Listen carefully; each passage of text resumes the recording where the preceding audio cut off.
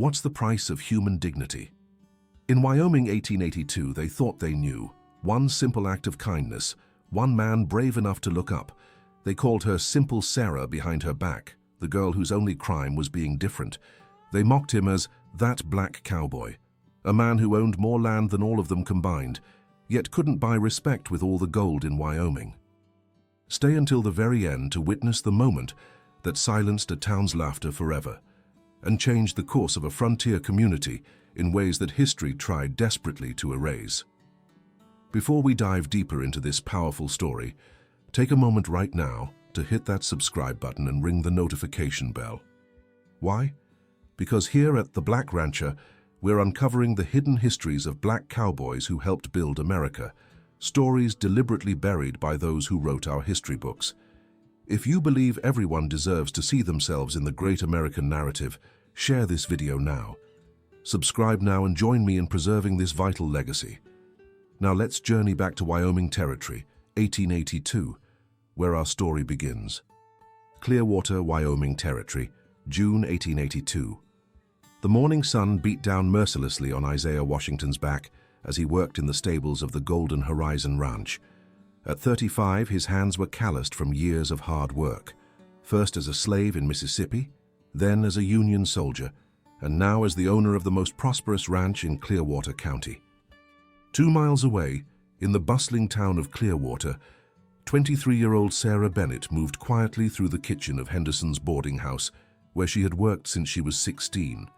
With her slightly awkward gait and tendency to stare at the ground when spoken to, Sarah had long been the subject of the town's cruel jokes. Simple Sarah, they called her, though never to her face when Mrs. Henderson was around. The older woman had taken Sarah in after her parents died of influenza, giving her work and shelter when no one else would. "Sarah, be a dear and take this coffee to Mr. Hargrove in the dining room," Mrs. Henderson said, handing Sarah a steaming cup. Sarah nodded, taking the cup with both hands.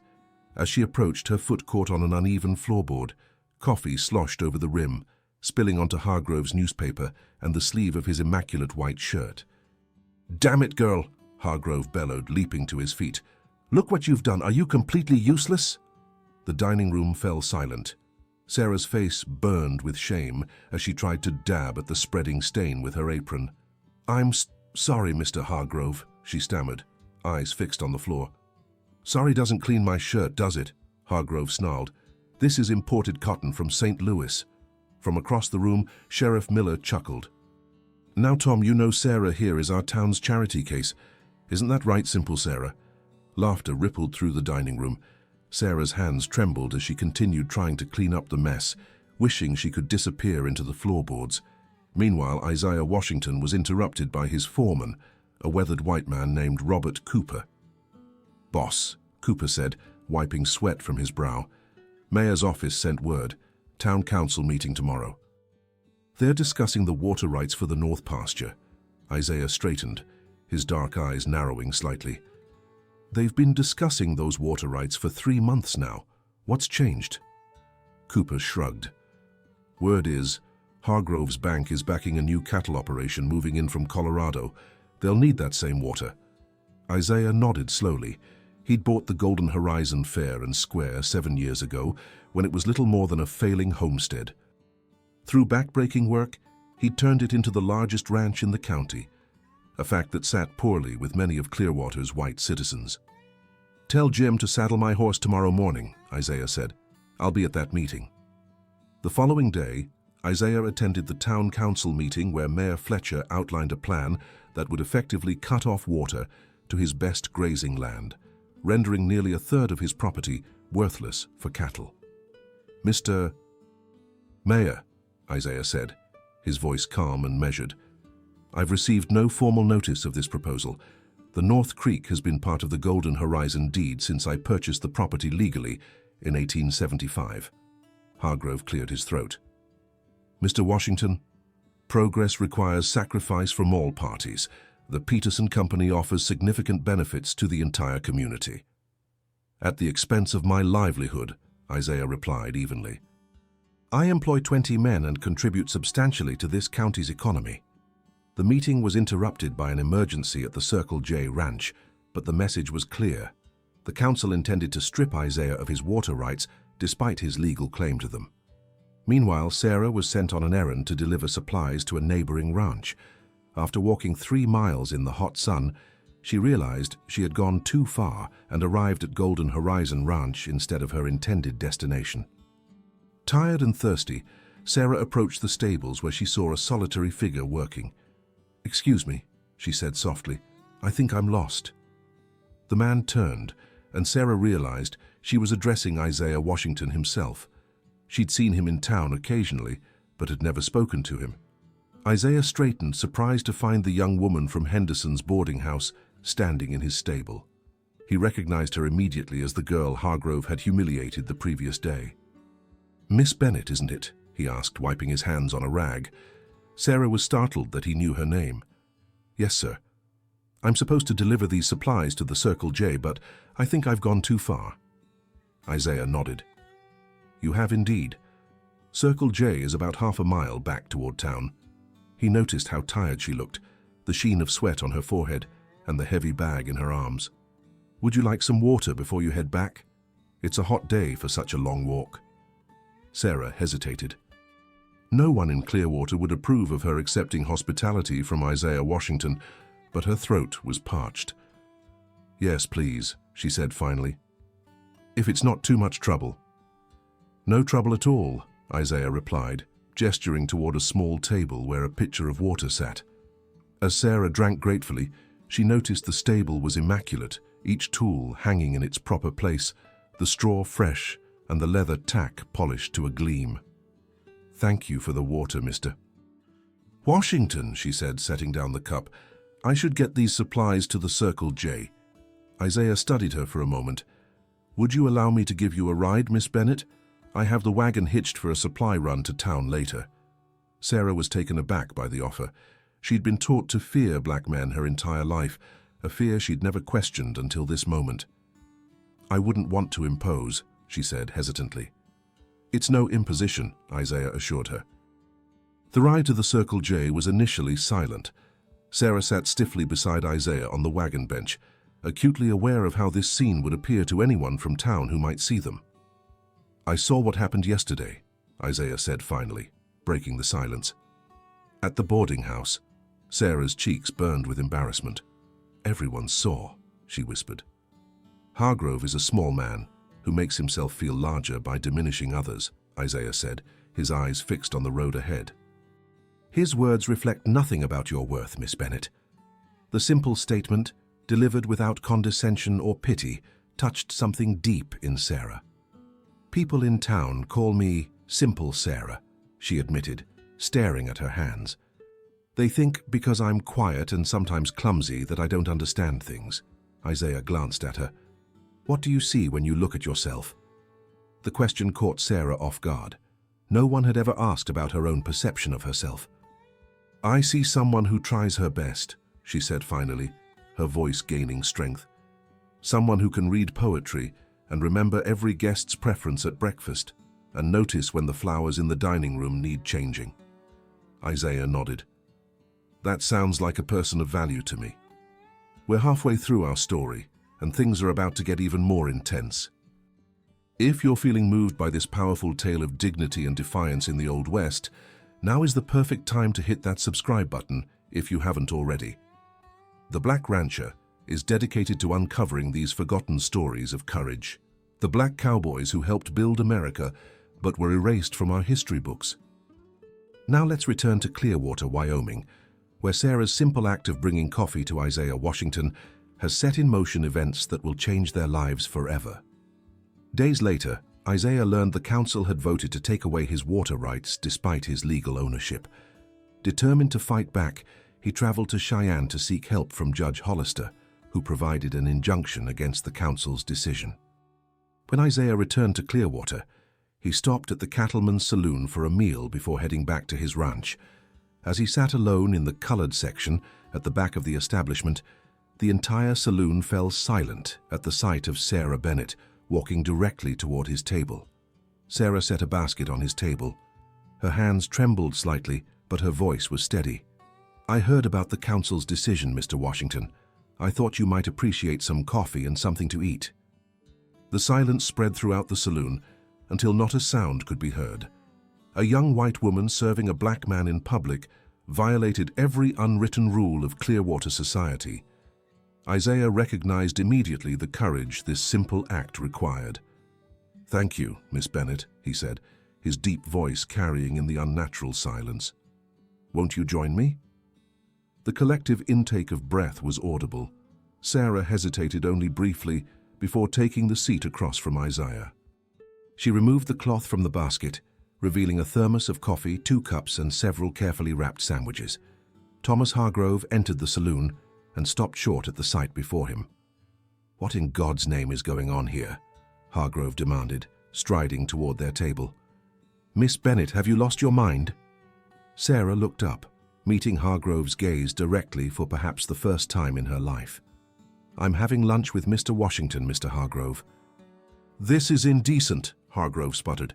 "Mrs. Henderson will hear about this. You'll lose your position." Isaiah started to rise, but Sarah placed a hand on his arm, another shocking breach of racial etiquette. "Mr. Washington saved me a 3-mile walk in the hot sun the other day," she said clearly. "He treated me with more kindness and respect than I've received from most people in this town my entire life. I'm simply returning the favor." Hargrove's face reddened.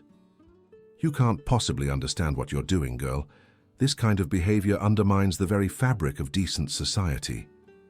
"Does decent society include taking away a man's water rights because of the color of his skin?" Sarah asked, surprising herself with her boldness. "Or calling a woman simple because she's different?" "I've heard enough," Hargrove snapped. "Sheriff Miller will want to know about this inappropriate display." Isaiah stood, his tall frame commanding attention. "There's no law against sharing a meal, Mr. Hargrove, not even in Clearwater." "There are other kinds of laws, Washington," Hargrove said menacingly, "ones that decent folks understand without needing them written down." "Those aren't laws," Isaiah replied calmly. "They're chains, invisible ones that bind not just me but everyone in this room, even you." The backlash was swift and calculated. By nightfall, news of Sarah's scandalous behavior had spread throughout Clearwater. Mrs. Henderson's boarding house suddenly found its credit suspended at local businesses, and regular customers began to stay away. When Sarah returned to the boarding house that evening, Mrs. Henderson was waiting for her, concern etched in her lined face. "Child, what have you done?" Mrs. Henderson asked. Sheriff Miller was here, and before him, Thomas Hargrove himself, demanding I dismiss you immediately. Sarah felt a chill of fear, but stood straighter. "I shared lunch with Mr. Washington. He was kind to me when few others have been." Mrs. Henderson sighed heavily. "Sarah, I've protected you since you were a girl, but this is different. You've challenged something fundamental to how these people see the world."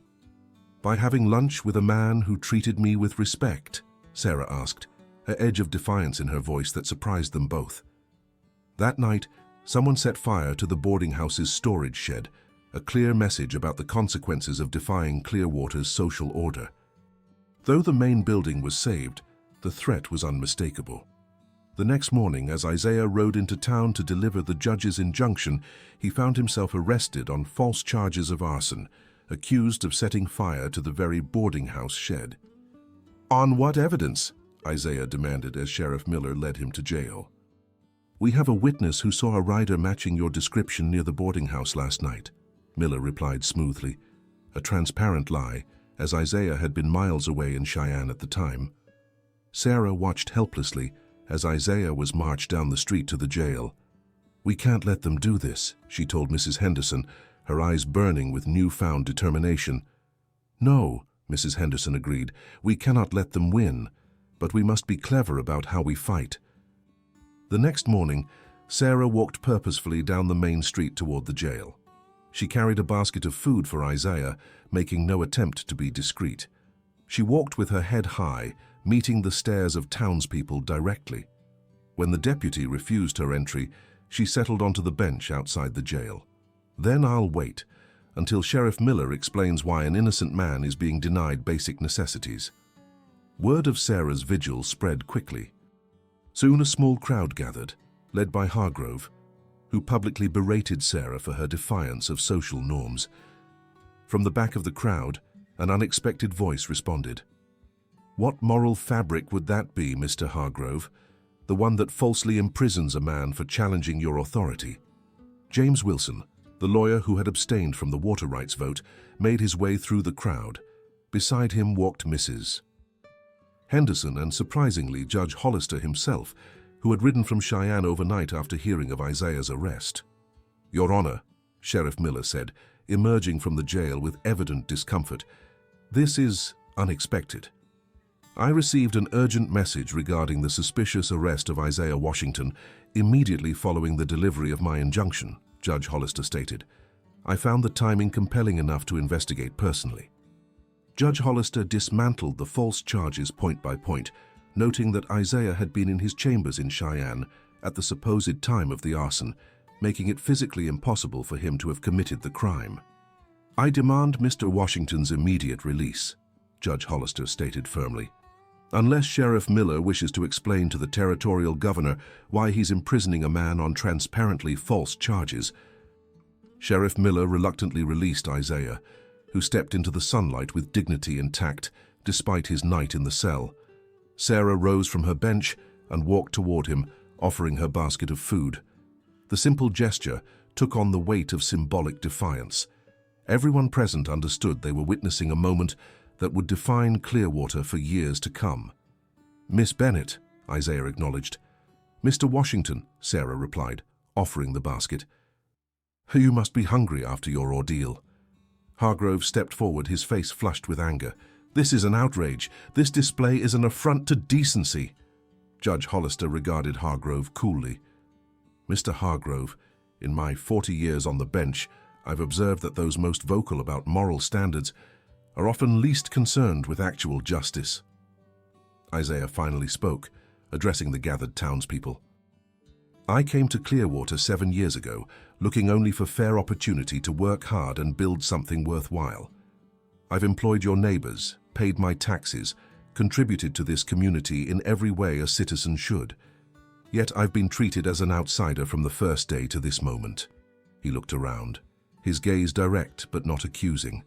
"I don't seek special treatment, only the same justice and respect afforded to any man. Is that truly so threatening?" Sarah moved to stand beside him.